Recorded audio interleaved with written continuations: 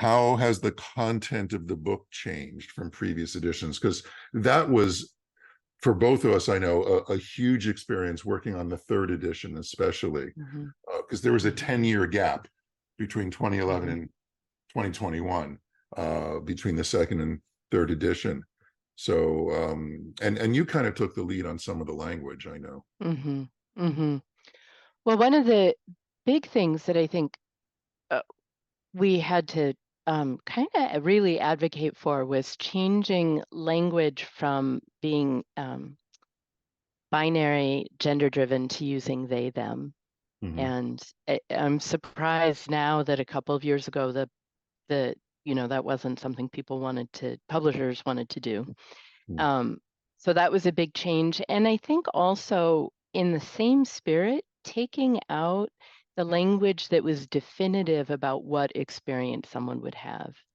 The kind of, if you do this, then you'll feel this. And Mm.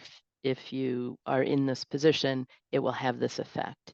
And you and I both worked really hard to take out those if then statements Yeah, and I was rephrase it surprised how as, much of it had gotten into the book in the first place, considering the way we teach is being very open-ended and not reductionistic or mm-hmm, intrinsic, really, that way.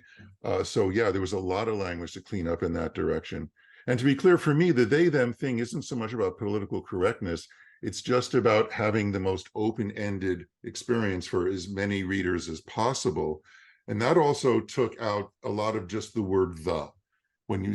So we don't talk about the diaphragm, we'll say your diaphragm or mm-hmm, something like that. And that's mm-hmm, to allow the language to give the reader much more of an embodied experience rather than this abstracted idea that anatomy is about the bones or the muscles, or because there is no the mm-hmm, body, there is a mm-hmm, body and you have one.